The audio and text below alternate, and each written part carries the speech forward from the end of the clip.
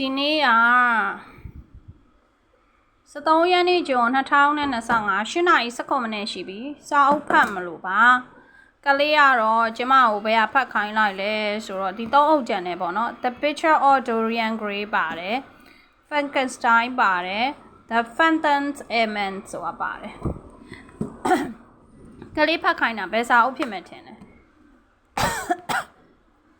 The Picture of Dorian Gray ကိုဖတ်ခိုင်းတာပါရှင် Oscar Wilde ရေးတဲ့ဟာပါ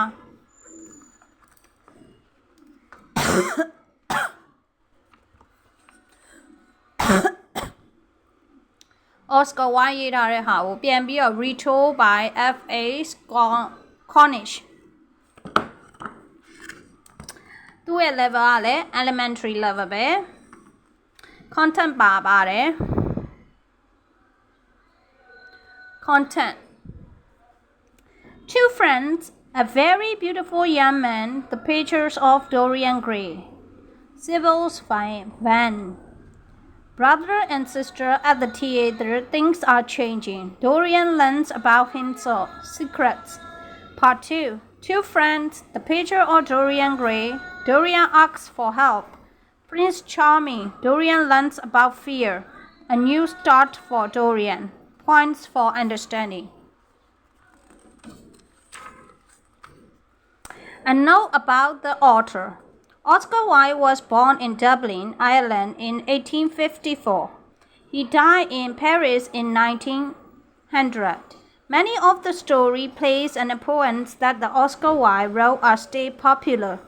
Story: The Picture of Dorian Gray, Lord Arthur, Seville, Crime and Other Stories, The Happy Prince and Other Tales. Play ဆိုတာပြဇာတ်ကပြခဲ့တဲ့ဟာ Lady Windermere Fan. A woman of no importance, an ideal has been the importance of being honest. Poems and essays. The Ballad of Reading Gaol. Ravenna de Profundis. Part 1. Two friends. The curtains moved gently in the summer wind. The smell of flowers came in through the open window, and in the distance there was a faint noise of London traffic. It was very peaceful in the artist's studio. Lord Henry Wotton was lying back in a large chair, smoking a cigarette. He was watching the blue smoke rise to the ceiling, and he was also watching his friend, Basil Hallward, the artist. Basil Hallward, the artist. Basil was standing in front of a painting which was nearly finished. It was the portrait of a young man, a very beautiful young man. Basil and Lord Henry were good friends. They had studied at Oxford University together. Now they were both about 30 years old. Basil worked very hard and he was a well-known artist. Lord Henry, who was called Henry by his friend, did not work at all. He was a rich man. He spent his money on expensive food and clothes, and on valuable books and paintings. Lord Henry pointed towards the painting. This is the best portrait you have ever painted, Basil, he said. You must show it to the best art gallery in London. Lord Henry continued. Everybody must see it. I'm not going to show this picture in a gallery, Basil replied. Not going to show it? said Henry in surprise. You artists are silly people. You want to be famous. You became famous and you don't like being famous. Think, Basil. It's bad when people talk about you, but it's worse when they don't talk about you. Why won't you show the picture? I know you will laugh at me, Henry, answered Basil. But I can't show the picture because it shows too much of me. It's too much like me. Nonsense, said Henry. The picture does not look alike of you at all. You have black hair and a strong, intelligent face. But you are not beautiful, Basil. The young man in the portrait had blonde hair and a pale face. and he is beautiful." "You don't understand me at all, Henry," said Basil. I don't mean that I look like Dorian Gray." "Dorian Gray? Is that the young man's name?" "Yes, that is his name." "I didn't want to tell you." Basil stopped talking and went out of the door into the garden. Henry laughed and followed him. The two young men sat on a long wooden seat under a laurel tree. The summer wind moved through the shiny leaf. Henry looked at his watch. "I shall have to go soon, Basil," he said. "But first, I want an answer to my questions." "What questions?" asked Basil. "Why won't you show the picture of Dorian Gray in a gallery? What is the reason?" "I told you the reason," said Basil. "It is too much like me." "But what do you mean?" asked Henry. "I'm an artist," said Basil. "An artist paints pictures of other people, but I believe that an artist shows his own feeling in every picture he paints. Each time I paint a picture, I show feelings that are inside me. I don't want people to look at the picture of Dorian Gray. I don't want them to find out about my feelings." Basil stopped speaking. Henry bent down and picked a small white flower from the grass. "And what are your feelings, Basil? Tell me," he said. He looked closely at the tiny flower. At last Basil spoke again. "I met Dorian at a party. It was Lady Brandon's party, and a lot of people were there. Dorian and I saw each other at the same time. I felt afraid, but I don't know why. Then I felt that this person is very important to me. I felt that I have known him for a long time. Somebody introduced Dorian to me. Somebody made a joke, and we both laughed. Suddenly Dorian and I were friends." "Well, laughter is the best beginning for a friendship," said Henry, "and it's the best ending for a friendship too." "Henry, you are never serious," said Basil. "Dorian is my closest friend. I see him every day. He is the most important thing in my life. He is more important to me than my work." "But I thought your work was the most important thing in your life, Basil," said Henry. "It is important, but I need Dorian. I'm a better artist now that I know Dorian. Do you remember the picture of the landscape, the woods and fields? Everybody thought it was my best painting. Do you know why it was good? It was good because Dorian was there. He saw me paint it. Dorian has the power to make me a better artist, but I don't. I don't want him to know. I don't want anybody to know. So I can't show the painting in the gallery. It shows too much of me and is too much like me." "I think you're wrong, Basil," said Henry. "Poets put their feelings into their poems, and they make money. So artists must put their feelings into their pictures. Then they can make money too." Then Henry thought of something else. You will get tired of this beautiful young man," he said. "One day his beauty will disappear, and then Dorian Gray won't be interesting anymore." "No, Henry, that is not true. Don't talk like that," said Basil. "Dorian's beauty is not important to me. Dorian himself is important to me." "Dorian Gray must be an interesting young man," said Henry. "I want to meet him." "I don't want you to meet him," replied Basil quickly. "You don't want me to meet him?" "No." Suddenly Basil's servants came out into the garden. "Mr. Dorian Gray is here, sir. He in a studio," he said. "I will have to meet Dorian now," said Henry, laughing. "Please tell Mr. Gray that I'm coming," said Basil to the servants. Then Basil turned to Henry. He was upset, and he spoke slowly to Henry. "Please be careful, Henry," said Dorian. He said, "Dorian is beautiful and very young. You are never serious, and you say strange things. Don't talk to him. Please don't try to influence him, to change him. Your influence would be bad. And I need him. I need him to help me with my work." "You talking nonsense," said Henry, smiling. "Now introduce me to the Dorian Gray." He took hold of Buzzard's arms and led him into the studio. A very beautiful young man. The young man was sitting at the piano when Buzzard and Henry came into the studio. He was turned away from them, looking at the book of music, but he heard Buzzard's footsteps. Dorian spoke immediately. "Oh, Buzzard," he said, do you have to work today? I don't want you to pay me today. I don't want a life-size portrait of myself." Then he turned and saw Henry. He stopped speaking. His face became red. "Oh, I didn't know you have a visitor." "Dorian," said Buzzard, "this is Lord Henry Wotton, a good friend of mine. We went to university together. I have told him that you like my painting of you, and now he won't believe me." "Nonsense, Buzzard," said Henry. "I'm very pleased to meet you, Mr. Gray." Henry and Dorian shook hands. Henry looked at Dorian Gray. Henry and Buzzard were both about 30 years old. Dorian is much younger. He was about 20, and he was very beautiful. His hair was blonde, his face was pale, and his eyes were bright blue. Buzzard did not want Henry to talk to Dorian. "Henry," he said, "I want to start painting now. Please, will you go away?" Henry did not want to go. "Do you want me to go, Mr. Gray?"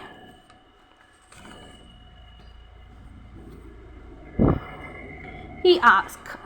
"I will go if you want me to go, or I will stay if you want me to stay." "Yes, do stay, Lord Henry," answered Dorian. "Mr. Gray wants me to stay, Basil," said Henry. "You don't mind if I stay, do you?" Basil wanted to please Dorian. "Oh, no, of course I don't mind. Please stay, Henry," he said. But Basil went on. "You must not listen to Henry. Dorian, he is never serious, and he says strange things. He changes people. He has a bad influence on people. Henry, sit down." "Henry, sit down," Basil continued. "Dorian, come and stand here or stand over there. And please don't move around too much. I want you to finish your portrait today." Basil started to paint. Henry sat in a comfortable chair and smoked a cigarette. There was silence for a few minutes. Then Dorian spoke. "Are you a bad influence on people, Lord Henry?" he asked. "Do you make people change what they think and do?" "I can't be a bad influence or a good influence," replied Henry. Because all influence is bad. It is bad to change a person. It is bad to give a person your thoughts and ideas." "Why?" asked Dorian. "Everybody is different from everybody else," answered Henry. "You must not influence a person. You must not make a person the same as you. You must live your own life. You must do everything that you want to do. You must enjoy life, the good things and the evil things. You must not worry about what other people think." Dorian was confused. Henry was wrong to say these things, but Henry was clever. He had a thin face and clever dark eyes. He had a beautiful, slow voice. Dorian liked listening to Henry. Henry speaking. Dorian had never met anyone like Henry before. Henry did not speak again for a few minutes. He touched his small, pointed beard and then he watched Dorian. Henry knew Dorian was thinking about the things he had said. Buzzard continued painting. He had not listening to Henry talking. Suddenly Dorian spoke. "Basil, I'm tired of standing here," he said. "I'm too hot. I want to go out into the garden." "Oh, Dorian, I'm sorry," said Basil. "When I am painting, I think of nothing else." "Yes, you can go into the garden. Henry, you go with Dorian. I go on painting." Henry and Dorian went out into the garden. Dorian was thinking about the things Henry had said. "Come and sit under the laurel tree," said Henry. You must not get burned by the sun. So they sat on a long wooden seat. Dorian looked at the man who was sitting beside him. Henry was much older and clever than he was. Why mustn't I get sunburned? Dorian asked. Your skin is pale, you mustn't get sunburned. Because you must take care of your beauty, said Henry. You are young and you are beautiful, and it's very valuable. Dorian looked at Henry's long white hands and listened to Henry's beautiful slow voice. One day you will be old, said Henry. Your face will be wrinkled.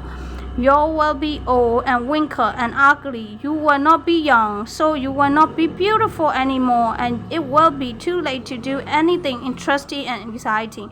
So, Mr. Gray, you must enjoy life when you are young and beautiful. You must do everything you want to do. You must find out about life and people. You must not worry about what other people think. The picture of Dorian Gray. Suddenly they heard Basil's voice. He sounded happy. I'm waiting, he called. Come back into the studio so I can continue painting. I'm painting very well today. Dorian stood without speaking while Basil painted. Henry sat in the armchair. The room was very quiet. The curtains moved gently and there was the sweet smell of flowers. After a quarter of an hour, Basil stopped painting. He looked at the Dorian for a long time. Then for a long time he looked at the picture. It is finished at last, he cried. Then he picked up a paintbrush. He wrote his name in large red letters at the bottom of the picture. Henry walked across the studio to look at the picture. It was a wonderful painting and it looked exactly like Dorian. Congratulations, Basil, said Henry. It is the best portrait I have ever seen. Dorian, come and look at yourself. Dorian stood in front of the painting and looked at it. At first he was pleased. He smiled at the painting. He smiled because he saw that he was a beautiful young man. Then Dorian stopped smiling. Suddenly he remembered what Henry had said in the garden. Dorian Gray was young and beautiful now, but soon he would be old and wrinkled and ugly. He would not have blonde hair or the bright blue eyes. No one would want to look at him then. Silently, Dorian stood in front of his picture. Basil did not understand why the young man was silent. Basil was confused. Don't you like the picture? He asked. Of course he liked it, said Henry. It was a wonderful painting. I want to buy it, Basil. I must buy it. No, Henry, replied Basil. I can't sell it. The picture belongs to Dorian. I have given it to him. Dorian is very lucky, said Henry. Then Dorian spoke. It is very sad, he whispered. I shall grow old and wrinkled and ugly, but the picture will always be young. This picture will never be older than it is today. I wish I could always be young. I wish that the picture could grow old instead of me. I would give anything and everything for this to happen. I would give my soul. It would not be very nice for Basil if the painting grew old, Dorian, said Henry, laughing. That's right, said Basil, laughing too. I don't want that to happen. I don't want an old, ugly picture. But Dorian did not laugh. You care about your painting more than you care about me, Basil, he shouted. You care about me now, and because I'm young and beautiful. When I am old and ugly, you won't care about me anymore. It's not fair that the picture will always be beautiful, Dorian said. I hate the picture. It will be young when I am old. Dorian ran to the big armchair. He laid his head on his arms and cried. Henry said, Basil angrily, this has happened because of you. This is your fault. I asked you not to talk to Dorian. Henry shook his head. No, Basil, it's not my fault. Dorian is learning about life. Well, said Basil, you are my two closest friends, but you have made me hate my best painting, so I will destroy it. Basil picked up a knife from a table near him. He was going to cut the picture and destroy it. Suddenly, Dorian ran across the room and pulled the knife from the Basil's hand. Don't, Basil, don't destroy the painting. It must be murder. Don't, please. Well, I'm happy that you like the picture now, Dorian, said Basil. When the paint is dry, you can have your portrait. Now, he continued, shall we have some tea? Basil rang a bell, and soon his servants brought the tea. The three friends drank their tea quietly. Then Henry spoke. Let's go to the theater this evening, he said. I don't think I want to go to the theater, answered Basil. I would like very much to go to the theater with you, Lord Henry, said Dorian quickly. Don't go, Dorian, said Basil. Stay here and have dinner with me. I can't, Basil. I have to go to theater with Lord Henry, said Dorian. Henry listened and smiled. He knew Dorian would go with him. Henry did not know much about Dorian Gray. Basil had told Henry very little about the young man, but Henry wanted to know all about Dorian. So Henry asked his friends in London about Dorian Gray. He asked about Dorian's family. Henry enjoyed the story of Dorian Gray. It is a sad and romantic story about love and death. Dorian's grandfather was Lord Castle, a very rich old man. Dorian's mother was Lord Castle's daughter, a beautiful Lady Margaret. Lady Margaret fell in love when he was very young. He ran away from home and married a soldier, but he did not have a happy life. Lord Castle was very angry and never talked to Lady Margaret again. Dorian's father, the soldier, was killed before Dorian was born. Lady Margaret died before Dorian was a year old, so Dorian was an orphan. Henry was very pleased with the story of Dorian Gray. He knew that Dorian was beautiful and young. Now he also knew that Dorian was an orphan, and he knew that Dee was going to be very rich. So Dee would be 21, then he would have all Lord Castle money.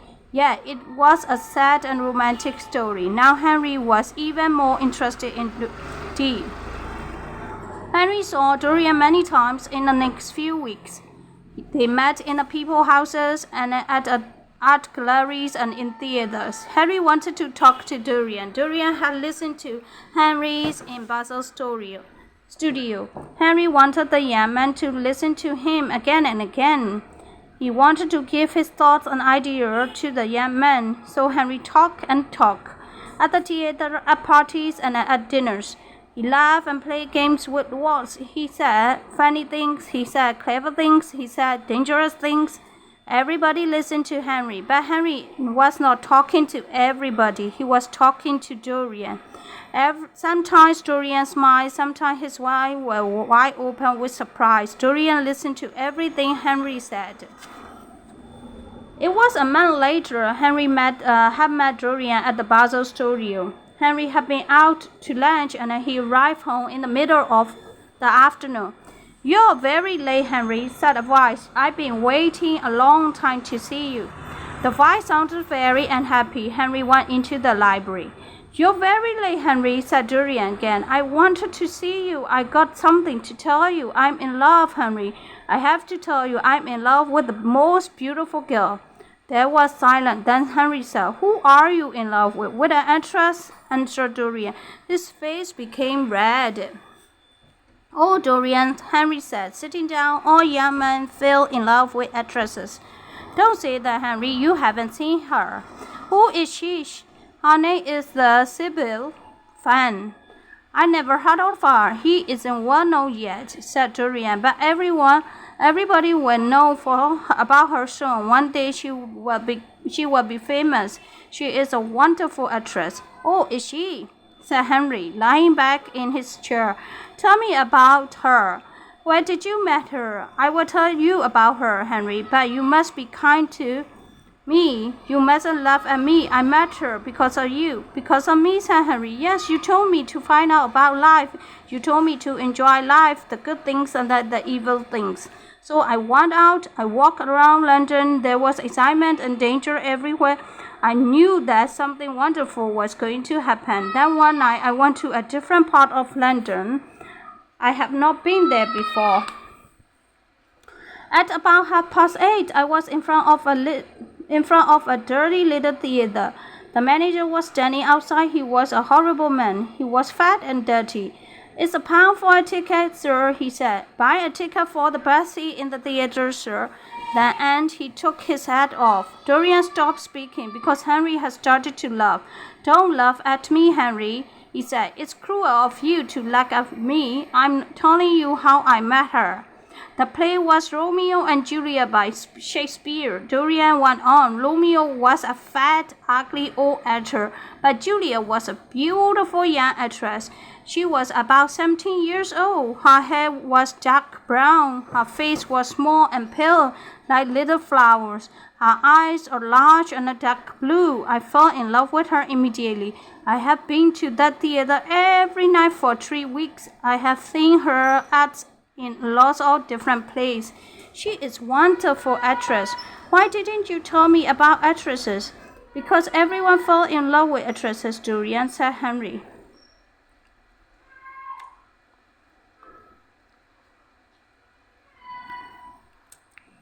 You are cruel. Henry, I wish I have not told you about her. You have to tell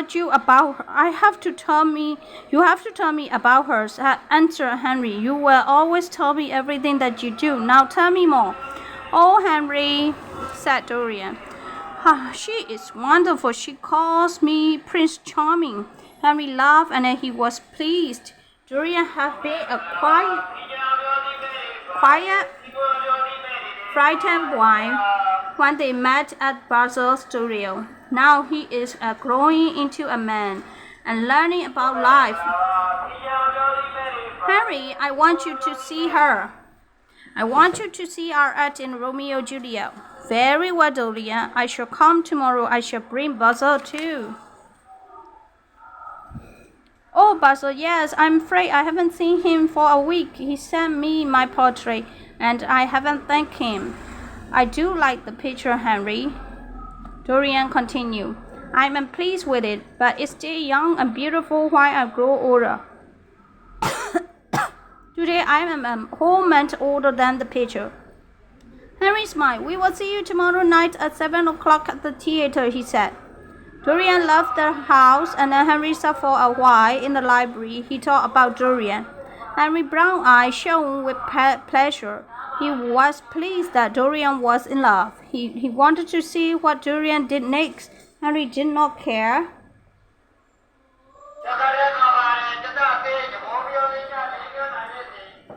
Henry did not care if Dorian was sad or happy. He was told Dorian to enjoy life, the good things and the evil things, and Henry was going to watch what Dorian did. It was late. The sun is very low in the sky. Henry got up from his chair and went to change his clothes. He went out to dinner. When he returned home that evening, there was a telegram waiting for him. It is said that Dorian was engaged to be married to her. Mother, I'm so happy, whispered Sybil. I'm very, very happy. I hope you are happy too. Mrs. Van did not look very happy. She was a small, thin woman who always looked tired. There was a lot of makeup on her face and on her dry, thin mouth.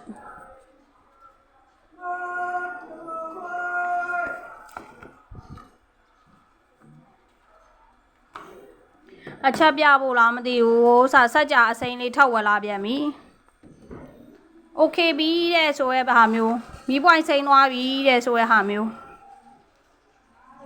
စက်ကြအစိမ်းဝဲလား Oh, Sybil, she said, you mustn't think about the young man who comes to the theater. You must think about your acting.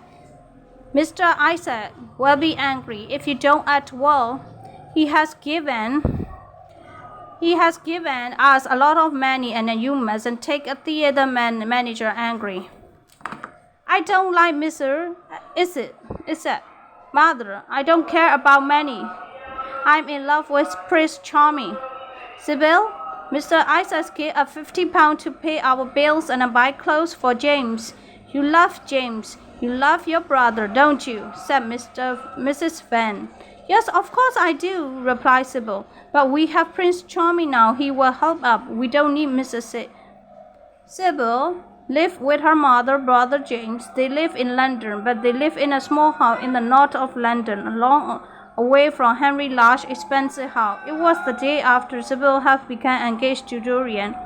Sybil and her mother were talking in their small living room. Sybil, you are too young to fall in love. We don't know anything about this young man. I'm very worried about you. And then you know James is going away tomorrow. I'm worried about James too. James is going away to Australia and then you have fallen in love. What am I going to do? At that moment, the door opened and James Van came into the room. He was 16 years old. He did not look like his sister. Sybil was small and beautiful with shining brown hair. James was large with big hands and feet. His hair was dull and dark. He smiled at Sybil. Let's go for a walk, he said. I want to talk to you. Sybil went to get her coat and then James spoke to his mother. I'm worried about Sybil, he said. I'm worried about the young man who came to see her every night at the theater. Don't worry, James. Young men often fall in love with actresses, but you don't know his name, said James angrily. Mother, you must take care of her. Sybil and James went for a walk in Hyde Park. The park was busy. There were lots of people. There were people walking and people sitting in the carriages pulled by horses. Sybil was happy. I think you will have a wonderful life in Australia, Jane. I think you will become rich. I think. He stopped speaking because Jane was not listening to her. Who is the young man who came to see you? He asked. Who is he? You don't know his name, do you? I call him Prince Charming, and I love him. I will love him forever. You don't know his name, James said again angrily. He is a rich man, and he will not marry you. He will. Oh, look, there he is. He in that carriage, Sybil shouted. She pointed across the park at the carriage. James took across the park.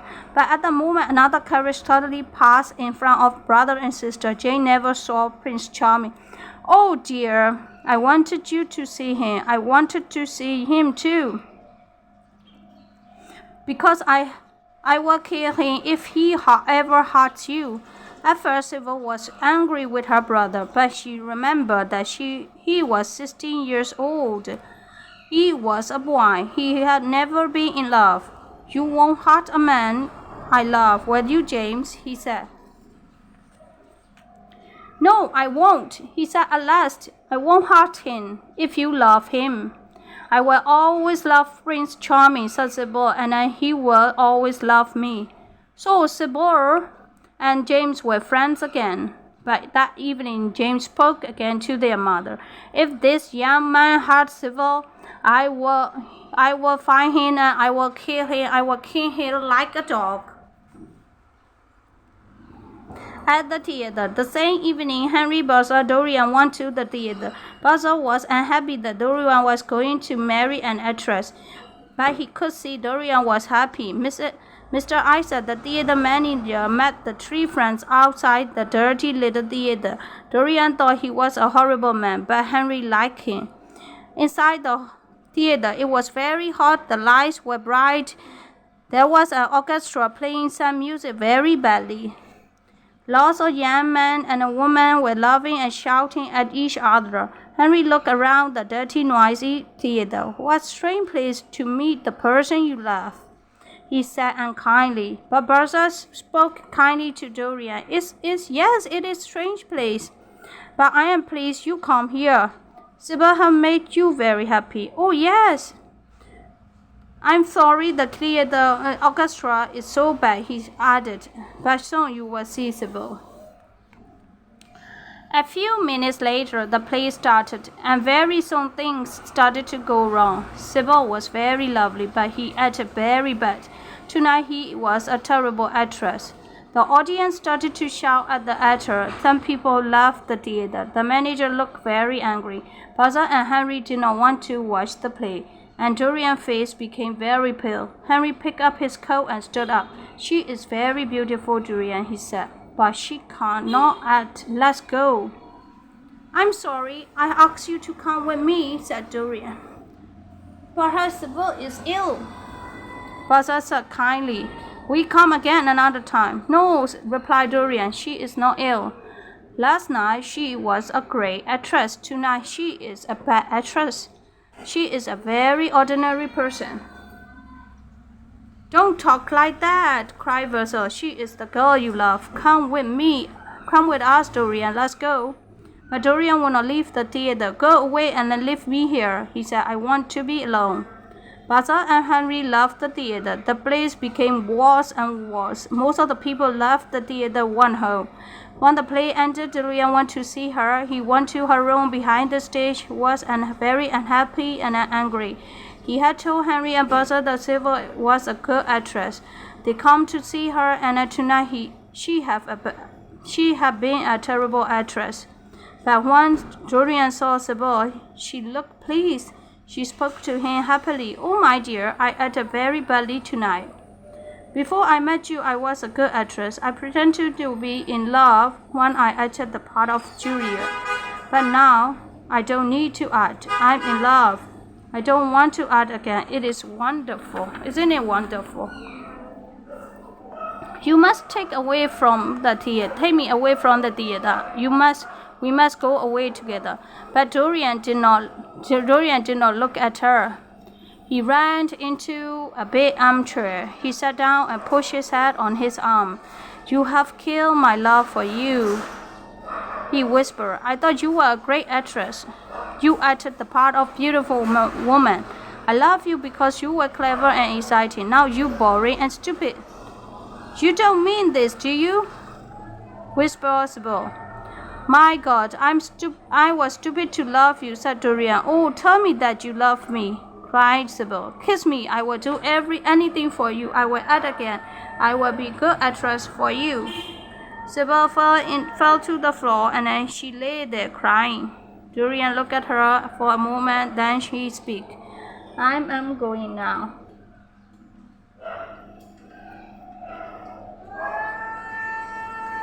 He said quietly. I don't want to be unkind to you, but I don't want to see you again. Dorian left the theater, and Sybil lay on the floor crying. Things are changing. It was late when Dorian left Sybil at the theater, but he did not want to go home. That night, Dorian walked around London for hours. He did not care what he wanted. He was upset, angry, and confused. The sun was rising when he went home. Dorian decided to go to bed and went slowly toward his bedroom. He walked along the hall and through the library. Basil's portrait of Dorian was on the hall in the library. Suddenly, Dorian stopped and looked at the portrait. He was surprised. The painting looked different. The place in the painting has changed. Yeah, it's changed. Quickly, Dorian opened the curtains. Sunlight came into the room. Dorian looked closely at the picture and saw that the face was different. It looked unkind and cruel. A huge mirror hung on another wall. Dorian looked in the mirror at his own face. He saw a beautiful young man. He had not changed. What had happened to the picture? Suddenly, Dorian remembered the day that Basil finished the picture. Dorian remembered his wish. He remembered his own word. I wish that I could always be young. I wish that the picture could go old instead of me. I would give you anything and everything for this to happen. I will give my soul. Why did the face in the picture look cruel and unkind? Was his wish coming true? Was the picture changing? Dorian thought about Sybil. Had he been cruel to Sybil? He had left her lying on the floor crying. Yeah, he had been cruel, but Sybil has killed his love for her. He would not think about Sybil again. The face in the picture looked at him. In Basil's studio, the picture had shown Dorian that he was a beautiful young man. Now the picture showed Dorian that he was unkind and cruel. Dorian was sure now the picture was going to get older and he was going to stay younger. The picture was going to become old and wrinkled and ugly, and Dorian was not going to change. He was so sorry for the picture. And suddenly he was sorry for Sybil.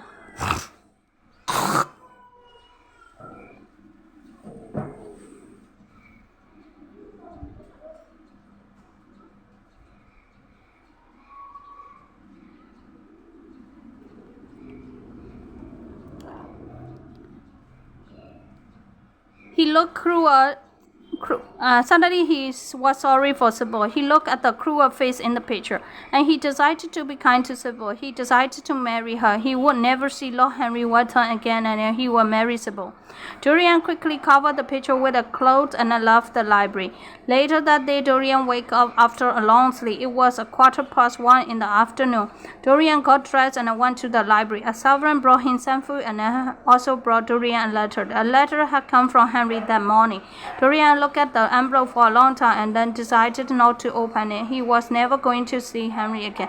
Then Dorian looked at the cloth which was covering the portrait. Has the picture changed? At first, Dorian did not want to look at the picture again. Then he thought about Basil. What was he going to say to Basil? Perhaps Basil would want to see the picture again. So Dorian locked the door of the library and slowly pulled the cloth off the picture. The face on the picture looked unkind and cruel. It had changed. Dorian was horrified. Dorian was frightened too. He had wished that he could stay young. He had wished that the picture could grow old. His wish was coming true, but the picture was showing Dorian that he was evil. He decided again to be kind to Sybil. He decided again to marry her. Then the picture would show that he was good and kind. Dorian went to the table, sat down, and started to write. He wrote to Sybil. He wrote her a wonderful love letter. He said he was sorry. He asked her to marry him. When he had finished the letter, Dorian felt happy again. Dorian learned about himself. Suddenly there was a knock at on the door of the library. Dorian shouted Henry's voice. "Are you there?" "Let me in, my dear boy. I want to see you." At first, Dorian did not answer. He did not want to talk to Henry. Henry was a bad influence on him. Henry made him behave badly and think about strange things. Dorian remembered Henry words. You must do everything you want to do. You must enjoy like the good things and the evil things. You may not worry about what other people think. But Henry was wrong. Dorian wanted to forget Henry words now. He wanted to be good and kind to people. When Dorian decided to see Henry, he decided to talk to Henry for the last time. Dorian covered the picture with a cloth and unlocked the door of the library. "Oh, Dorian," said Henry, "I'm very sorry about what had happened, but don't worry about it. Don't think about it." "Are you talking about Sybil?" asked Dorian. "Yes," replied Henry, "but don't worry. Tell me, did you talk to Sybil after the play last night?" "Yes, I did," said Dorian. "I was very angry with her. I was unkind and cruel to her. I can be cruel. Before last night, I did not know I could be cruel. Now I have learned more about myself." "I'm pleased that you are not upset," said Henry. "I have decided what to do now," replied Dorian. "I have decided to be good and kind. I don't want to be cruel and evil. I'm going to marry Sybil." "Marry Sybil?" "Dorian, didn't you read my letter I wrote to you this morning?" Henry stopped speaking. "No, I didn't," said Dorian. "I didn't want to read it. You are a bad influence on me." Henry walked across the room. He sat down next to Dorian and took hold of the young man's hands. "Dorian, I'm sorry. The letter told you that Sybil is dead." "Dead?" shouted Dorian. "No, she isn't dead. She can't be dead. You lying." He pulled his hand away from Henry. "This is true, Henry. The story is in all the newspapers. There is going to be an inquiry to find out about her death. The police need to find out what happened." "Why? Why would there be an inquest? What happened?" Dorian shouted. Then suddenly he stopped shouting and looked at Henry. "She killed herself, didn't she? Tell me, Henry. Tell me quickly." "Yes, Sybil didn't arrive home after the play. Her mother went to the theater at about midnight. Sybil was dead, lying in her room. He had drank some poison." Henry, this is terrible," cried Dorian. "Did anyone see you with Sybil?" continued Henry. We don't want your name in the newspaper story, too." "No, nobody saw me," replied Dorian quietly. "Good," said Henry. "Now you must come out with me tonight. There is a wonderful singer at the opera tonight." "So?" whispered Dorian to himself. "I have killed Sybil Vane. I did not cut her throat with a knife, but I killed her. Then the Dorian remembered his portrait. He remembered the cruel face. I was going to be good and kind, he shouted. I was going to marry Sybil. Now I can never be good.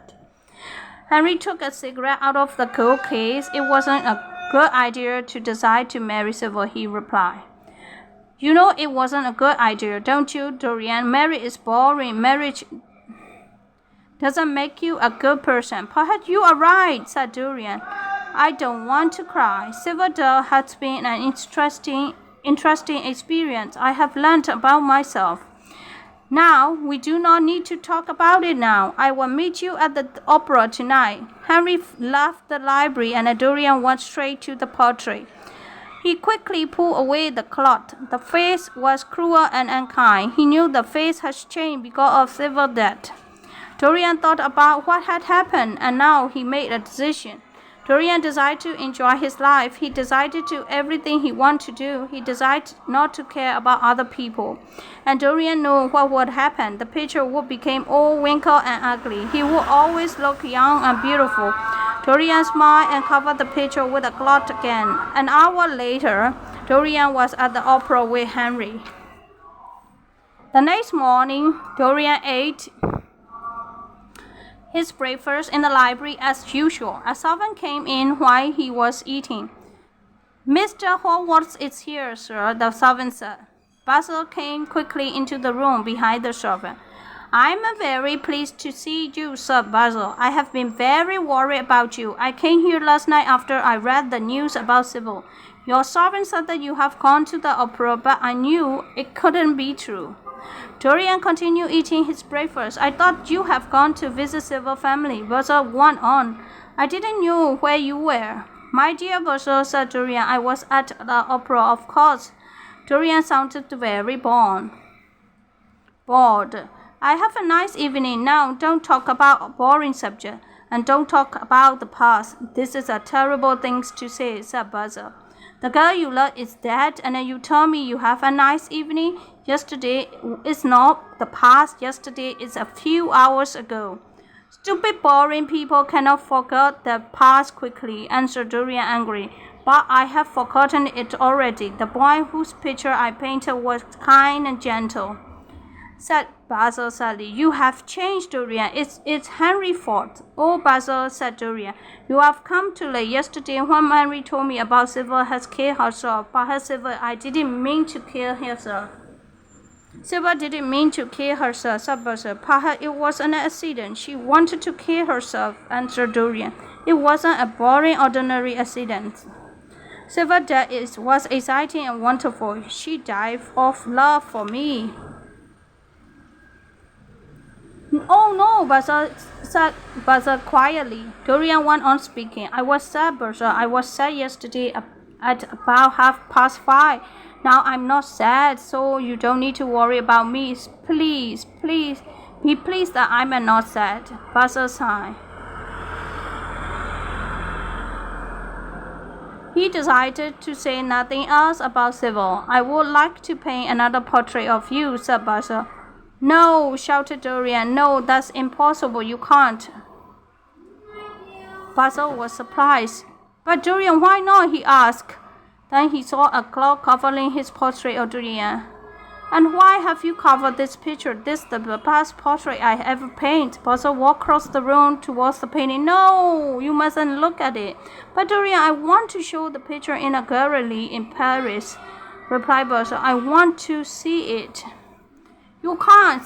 I will never speak to you again if you look at it. And Dorian, you have changed your mind. Henry said that you didn't want to show the picture in the gallery. Why didn't you want to show it? Henry said that was a strange reason. You will laugh at me if I told you, Basil answered, so I won't ask to see the picture again. Dorian laughed now. No, Basil, I want to know. Why didn't you want to show the picture? Basil sighed. He started to explain. He told Dorian that he had told Henry. When I met you, I know you were important. You became my dearest friend. I became a better artist because of you. But an artist shows his feeling in his picture. I did not want people to know my feeling, so I did not want to show the picture, a painting in a gallery. Now I am not so worried. I don't mind if people see the picture. And now I have told you. But you will not let me see the picture. You will not let me paint again. And you will not give me a reason. You made me very sad. Dorian smiled. Basil was not going to find out the secrets of the picture. We stay friends. And I will come and have tea with you soon. That'd be nice. As soon as Basil left, Dorian walked across the library to the portrait. Carefully, he folded the cloth very tightly along the painting. Nobody, he thought to himself, will ever see this again. Dorian rang a bell to call the servant. Get someone to help you, he said. Carry this picture upstairs to the top of the house. Put it in a small room in the attic. Dorian watched while two servants carried the painting to the attic room, and he locked the door and put the key in his pocket. This was the only key to that room. It was 5 o'clock when Dorian went to the library. He found Henry had sent him a copy of the evening newspaper. There was a report in the newspaper about the inquest of Sybil death. The report said that Sybil had drinking poison by accident and killed herself. The report did not say anything about Dorian. Dorian threw away the newspaper. Later, Dorian met Henry at a hotel to have dinner. They sat at a small round table. I'm hungry, Dorian, he smiled. Two friends. It was a night in November. It was a night before Dorian's 38th birthday. 17 years has passed since Dorian had locked the portrait in the attic. Late in the evening, Dorian was walking home through the street of the London. He had been to a dinner party at a friend's house. Dorian was alone and he was thinking about his life. He was going to think about the last 17 years. For many years, people have heard strange and terrible things about Dorian Gray, but they did not believe these things. When he was 20, Dorian had been a beautiful young man, and now he is 38 and he is still a beautiful young man, and people thought he might be good and kind. People were wrong. The strange and terrible things were true. Dorian was unkind and cruel. Dorian spent time in strange places and he knew evil men. But only Dorian knew the secrets of the picture. He often went up to the attic room. He unlocked the room and stood in front of the picture for hours. The face of the man in the picture was ugly and wrinkled. The face was getting older and older. It was very, very evil. The picture showed the evil inside Dorian Gray. It showed the evil in his soul. Often, Dorian looked at the picture, then looked in the mirror. He laughed when he saw his face in the mirror. It was young and beautiful. Dorian's wish had come true. Dorian was thinking, he had been happy for many years. He had enjoyed his life. He has not cared about other people. Dorian have done the things Henry had told him to do. Dorian was a rich man. He bought a house in the country. He bought valuable pictures and fine books, and then he bought beautiful furniture. He wore beautiful clothes and expensive jewelry. He always wore many rings on his finger, but now Dorian was worried. He was worried because he was not happy any longer. Some people would not speak to him now. Some people would have left alone when he entered it. And some people told stories about the strange life of Dorian Gray. And Dorian was worried that somebody would find out the truth. He was worried that somebody would see the portrait. Then everybody will find out that the story was true. They will find out that he was an evil man. Dorian was hurrying home to see his portrait now. Often he left dinner parties early and hurried home to see his portrait. Sometimes he went on holiday and hurried home to see his portrait. It was 11 o'clock and it was foggy night. Dorian saw a few people as he walked home. He had nearly reached his home when a man walked past him. The man was walking very fast and carrying a suitcase. Dorian recognized the man. It was Basil Hallward. Dorian did not want to talk to Basil. He so he walked more quickly, but suddenly he had Basil's voice. Dorian, I'm pleased to see you. Dorian had to stop and turn around. I've been to your house. I wanted to see you before I went to Paris. I'm leaving on the midnight train. I wanted to talk to you before I went. I'm going to the station now. You walked straight past me. Didn't you recognize? It is impossible to recognize anyone in this thick fog, replied Dorian. It's difficult to recognize my own house. It's nice to see you, Basil. But aren't you going to miss your train? Oh, no. I can get to the station in 20 minutes. I do want to talk to you. I'm going to live in Paris for 6 months. I want to talk to you before I go. Dorian was not pleased to see Basil, but he invited him into the house. They went to the library. Dorian lay back in an armchair. I hope you don't want to be serious. I don't like serious things, Basil. I'm sorry, Dorian, replied Basil quickly, but it is serious. What do you want to say? Cried Dorian. I hope you don't want to talk about me. I'm tired of myself tonight. I want to be somebody else. But Basil did want to talk to Dorian. People are saying terrible things about you, Dorian. I don't care. It interests you to hear terrible things about other people, but it's boring to hear terrible things about you also, about myself.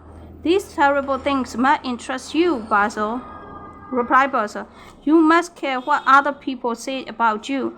I don't believe anything that I hear about you, he continued. I look at your beautiful face. I know you are not an evil man. A man shows the evil that is inside him. I'm an artist, and I know this. Dorian's face became very pale. He sat silently and stared at Basil. The picture was growing angry.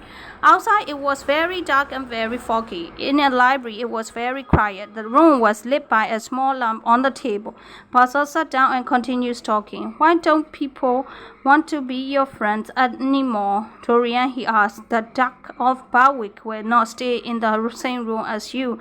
Because of you, Sir Henry Ashton has left England forever, and there was worse thing he went on. A young soldier had killed himself, and Adrian Singleton has disappeared. Lord Kent was absent about his son. Nobody will talk to Duke or Pat. Oh, Dorian, these people were your friends. What have you done to them? Stop it, Basil, shouted Dorian. I haven't done anything. It isn't my fault if young men do stupid things. I want to believe you, said Basil sadly, but you have to influence your friends. You have made people do terrible things. And what did you do? What did you do to Henry's sister? Now no one will speak to her. You are an evil man, Dorian. Take her, Basil, said Dorian. Do not say any more. But Basil continued speaking. I told people that you were a good man. I said I know you were, but do I know you were? I cannot see your soul. I do not know if there is good or evil inside you. No, said Dorian slowly. You cannot see my soul. His body was shaking. His face was very pale. Basil looked at Dorian's face. Nobody can see inside another man, he said. Nobody can see another man's soul.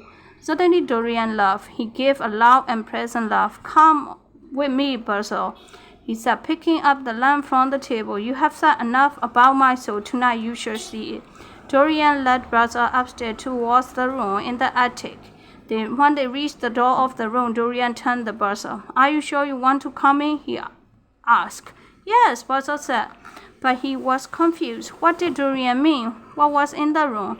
Dorian laughed again and locked the door. They walked across the room. Dorian put the lamp on an old table. Then he pointed the cloth which covered the picture.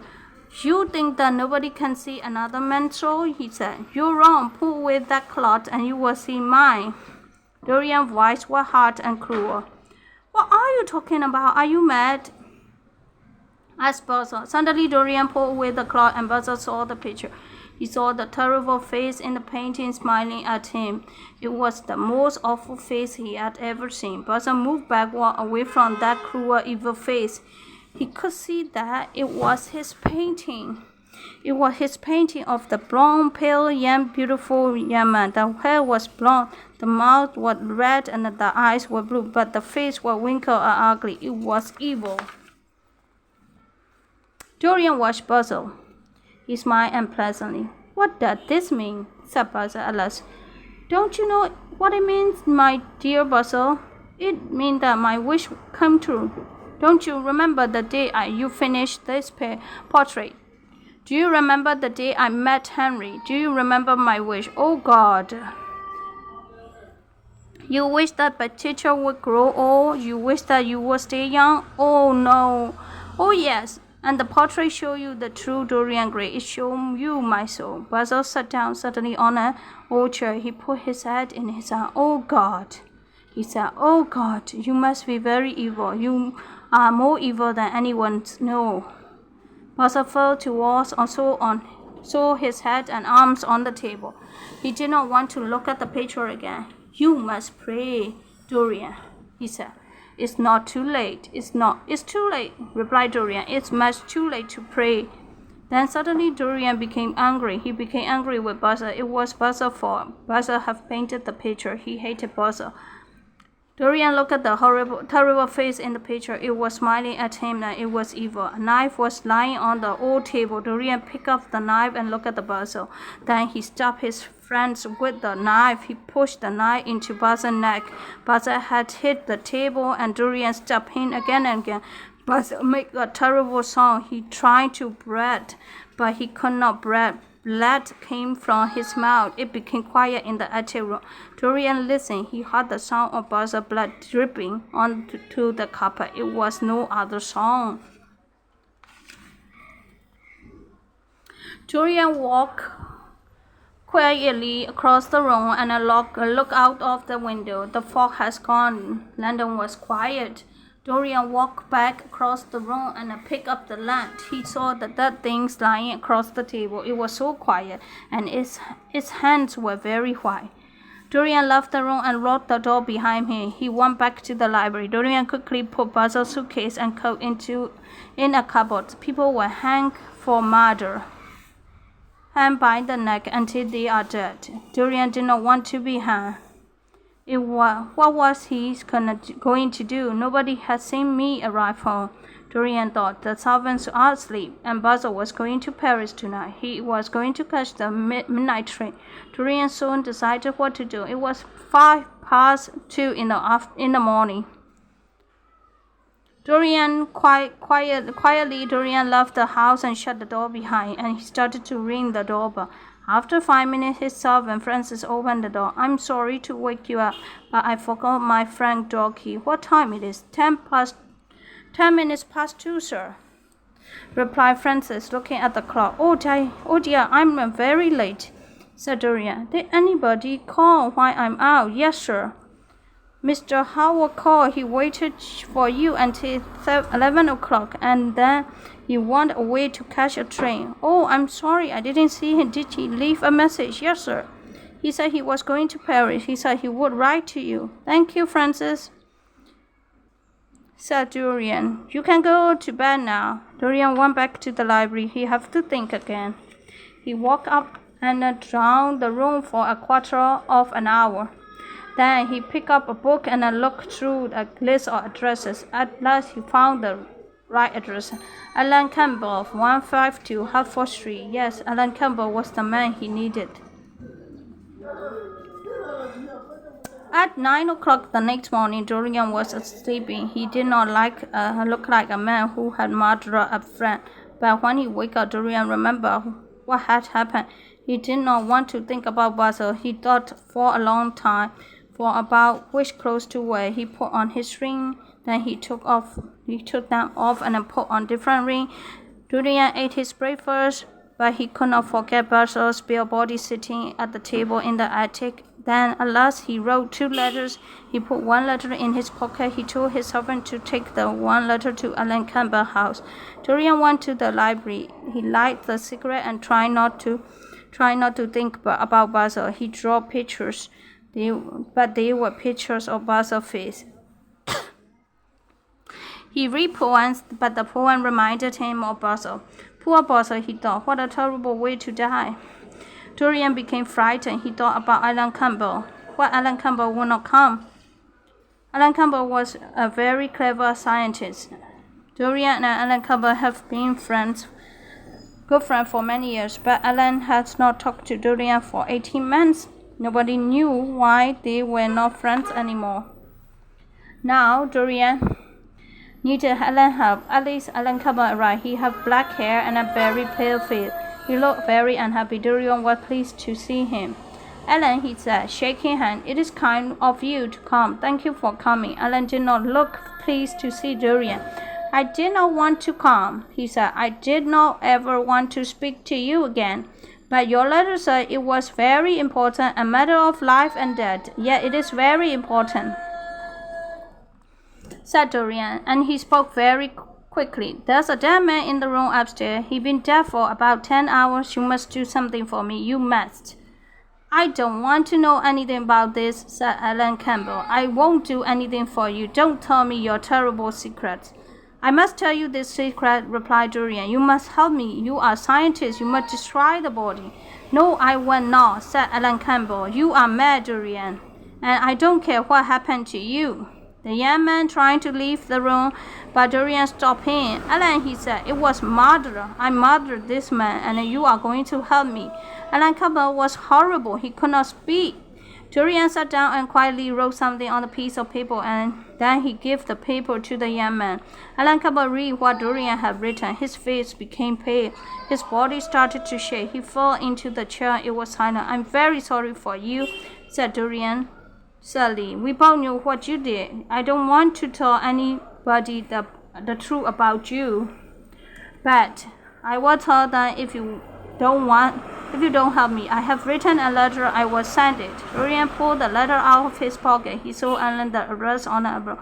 Oh no, whispered Alan Campbell. Then very quietly he spoke. I must go home. I need some things from my house. I need some scientific equipment so I can help you. You are not going to live here, said Dorian. Write a list and as one of my servants will get things you need. Sadly, Alan wrote the list, so Dorian's servant brought the scientific equipment from Alan's house. Then Dorian sent his servants away. Alan Campbell and Dorian carried the equipment up to the attic room. There was a long piece of wire, two strange shaped pieces of metal, and a large wooden box or bottle in it. Dorian unlocked the door and opened it. Basil's body was sitting at the table. Dorian did not want to look. He did not want to go into that room again, but suddenly Dorian saw that he had not covered the portrait again with the cloth. He ran across the room to cover the cloth, and then he saw blood on the hands in the picture. Bright red blood. The picture was more horrible than Basil's body. Dorian pulled the cloth over the picture quickly and went back to the library. He left Alan Campbell to do his work. 5 hours later, Alan Campbell came into the library. His face was calm and plain. I have done what you asked me to do, he said quietly. Goodbye. I never want to see you again. As soon as Alan had left, Dorian went upstairs. There was a strange, horrible smell in the attic, but the terrible thing sitting at the table has gone.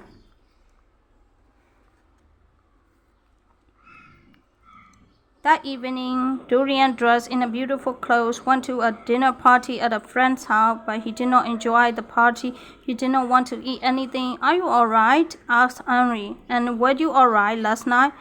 You left last night party very early, about 11 o'clock. Yes, no, I'm fine. I don't know what I did last night, said Dorian quickly. Yes, I do. I went for a walk. I got home about 2 o'clock in the morning. I forgot my key. I have to wake the servant. You can ask him if you don't believe me. Dorian spoke quickly and then sounded confused. Henry was surprised. Oh, my dear boy, I don't get what you did. Perhaps you are ill. Yes, replied Dorian.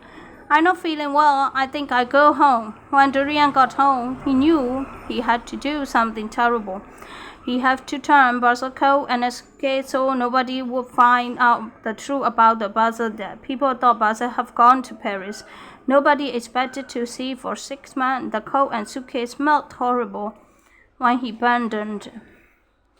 But Dorian felt very unhappy. He wanted to leave the house and forget everything. At midnight, Dorian went on and found a cab. He told the cab driver quietly where he wanted to go. The man shook his head. He looked frightened. "It's too far. I can't go there at this time of the night," he said.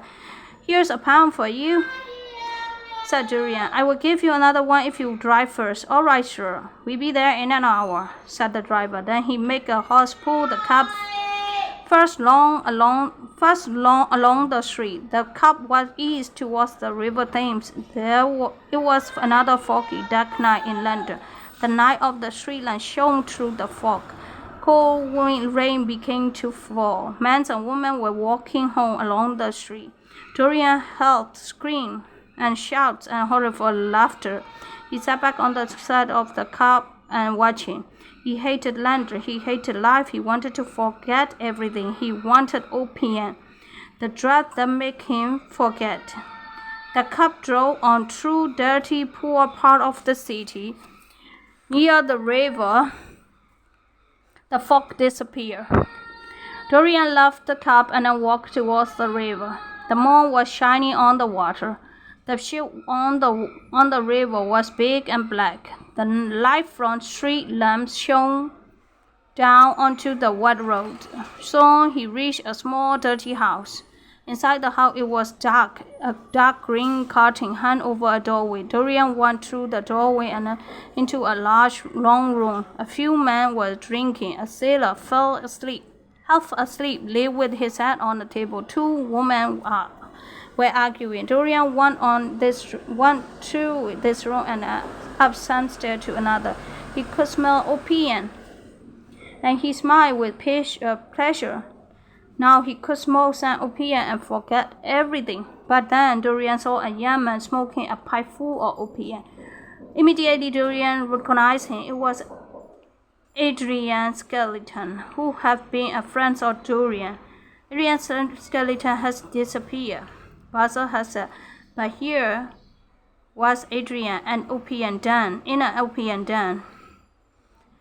Dorian went quickly back to the first room. He did not want to see anyone he knew. He would go to another opium den. As he went back to the green curtains, a voice called after him. One of the women was shouting, "Look at him! He is Prince Charming." Suddenly the sailor lifted his head from the table. "Don't talk to me," shouted Dorian angrily to the woman, and he ran out of the house. Dorian turned a corner into a narrow dark street. He was running to another opium den. He was trying to forget about Adrian's skeleton. Suddenly, a strong hand was round Dorian's neck. "Keep quiet or I will shoot you," said a voice. Dorian turned around and saw again, pointing at his head. He saw a large man, a sailor. "Are you mad?" Dorian asked. "What have I done to you?" "My sister is dead because of you," replied the sailor. "Sybil Vane killed herself. Now I'm going to kill you. I have looked for you for years, and tonight I heard the name she called you." Dorian was afraid. He looked at James Vane and could not move. The man was going to kill him. Then suddenly Dorian had an idea. "How long it is since your sister died?" he asked. 17 years. "Why do you ask?" Look at me by the light of the street lamp," said Dorian. James Vane pulled Dorian back to the main street, and in the light of the street lamp, he saw the face of a beautiful young man. It was the face of a young man about 20. "You can't be the man," says James Vane. "My God, I was going to murder you. I am very sorry, sir." "You must be more careful," Dorian said. Then he walked away around the corner and into the dark. As soon as Dorian had gone, the woman from the opium den ran up to the sailor. "Why didn't you kill him?" she asked. "He's evil. He's not the man I want," he replied. "The man I want is about 40. That young man was 20. The woman gave a horrible laugh. 20 him? Prince Charming? I first saw Prince Charming 17 years ago, but he haven't changed since then." "You're lying," shouted James Vane. "I'm not," said the woman. "He was a beautiful young man 17 years ago, and he haven't changed since then. He's evil, that's one." "Swear to God that you're not lying." I saw. I'm not lying, the woman replied. James Van believed her. He ran around into the corner, but Dorian has gone. A week later, Dorian was at his house in the country. Many people have come to stay with him. They were rich people and who enjoyed talking and eating and drinking. Dorian girls also enjoyed shooting birds and animals. One evening, Dorian was with Henry and another friend, Lady Mount.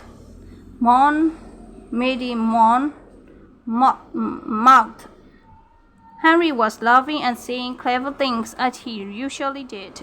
Lady Monmouth was laughing and listening to Henry. Dorian was listening too. I must leave you now, said Lady Monmouth. I want to change my dress before we have dinner. Let me get you some flowers. You can wear them on the dress, said Dorian, getting up from his chair and leaving the room. Oh, said Lady, I hope he gets me flowers that will look right in the color of my dress. Let's follow him, and you can tell him the color of your dress. As they left the room, Henry and Lady suddenly had a crash. In the next room, they found Dorian. He was lying on the floor next to a window. He had fainted.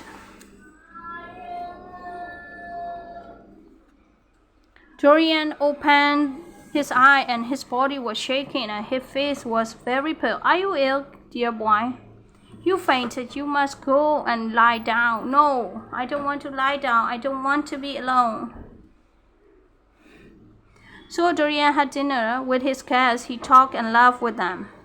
He made jokes and told stories, but he was remembering the white face looking at him through the window. It had been the face of Jane Van. The next day, Dorian would not leave his bedroom. He felt ill and he was frightened.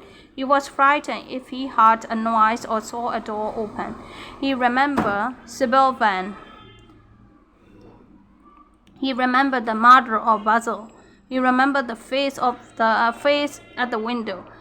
Dorian lay in bed, but he did not sleep. During the day, Henry went into Dorian's room and found Dorian crying. After 2 days, Dorian was not so frightened. Jane Van could not know where he was. Jane Van must be in London. He had imagined Jane Van's face at the window. On the third day, Dorian was feeling better. Some of his guests were going out to shoot birds, and Dorian decided to go too. It was a cold day, and the sun was shining.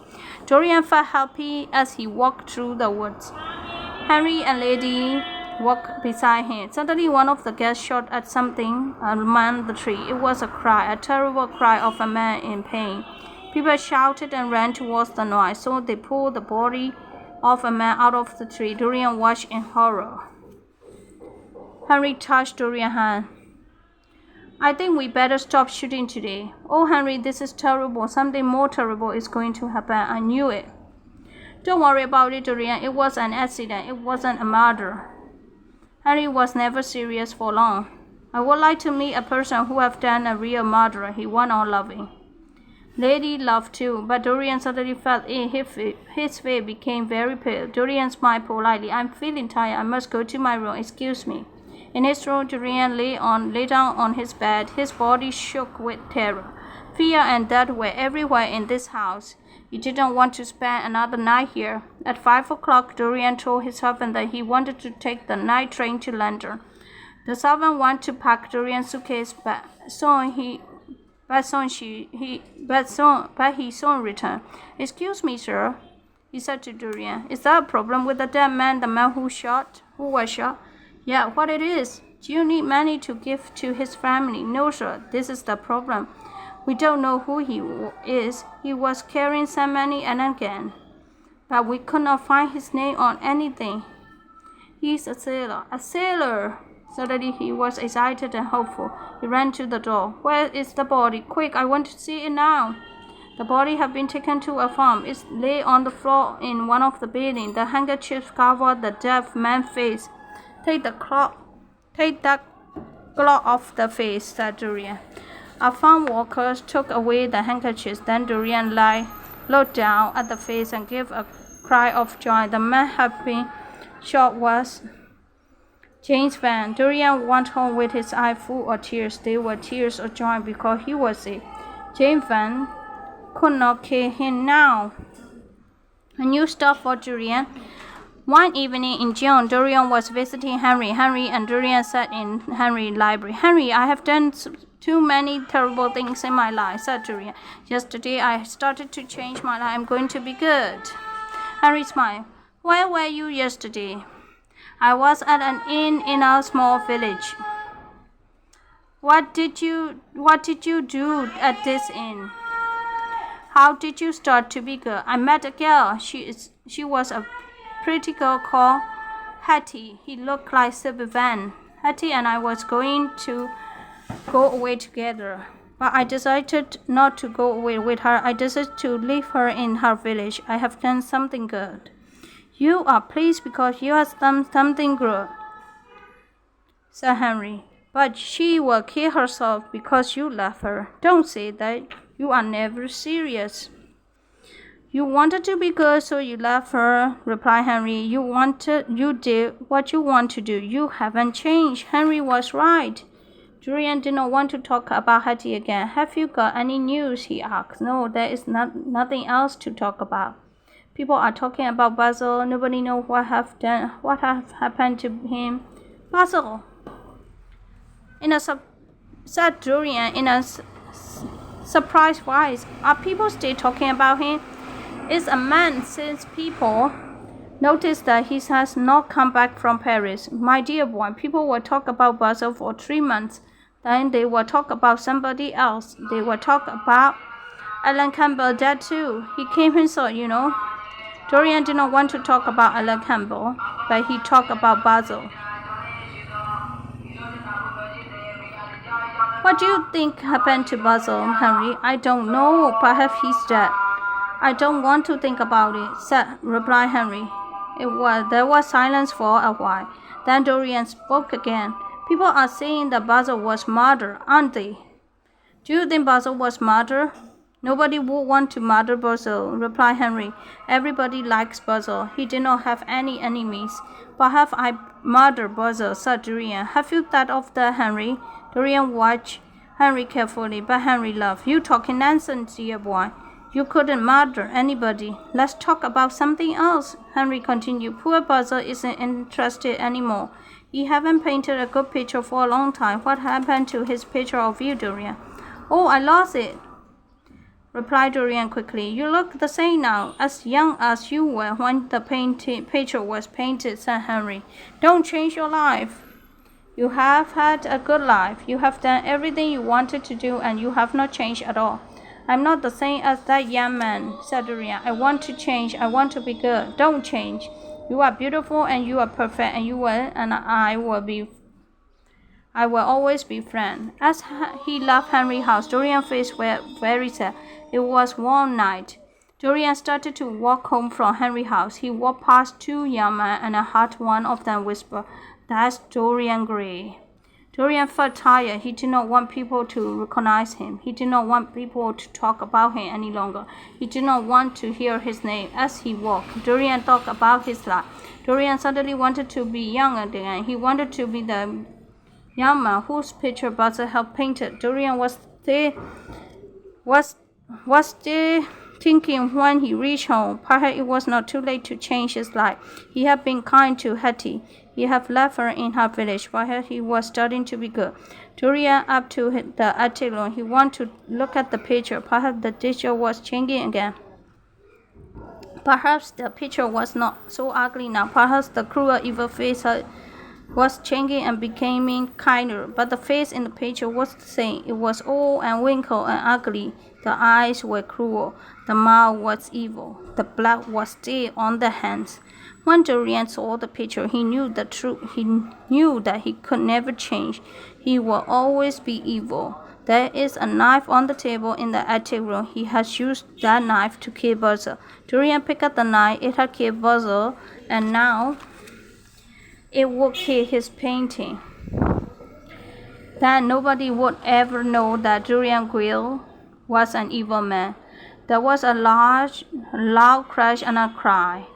It was a loud and horrible cry, which woke the servants. There were 2 men in the street outside. They heard the cry too. "Whose house is this?" asked one of the men. "Dorian Gray," replied the other. The 2 men looked at each other in horror, then they quickly walked away. Inside the house it was now quiet. The door of the attic room was locked, but at last the frightened servants opened it. Inside the room they found a picture hanging on the wall. It was a picture of their master, Dorian Gray.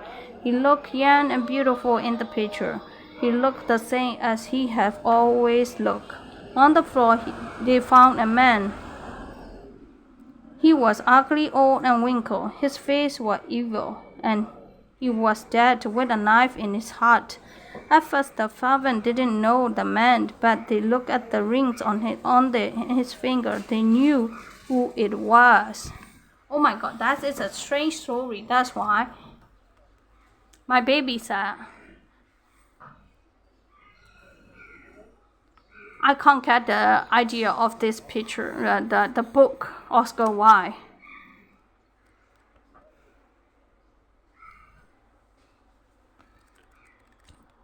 It's kind of strange things. That's why my baby's scared.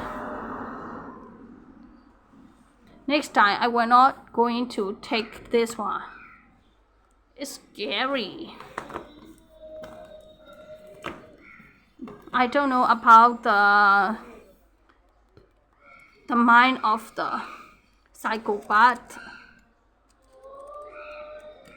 So terrible.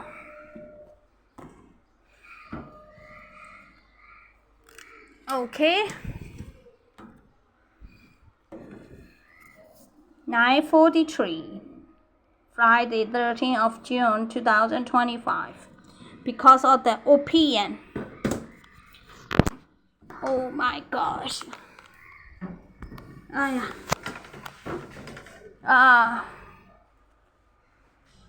Pabua.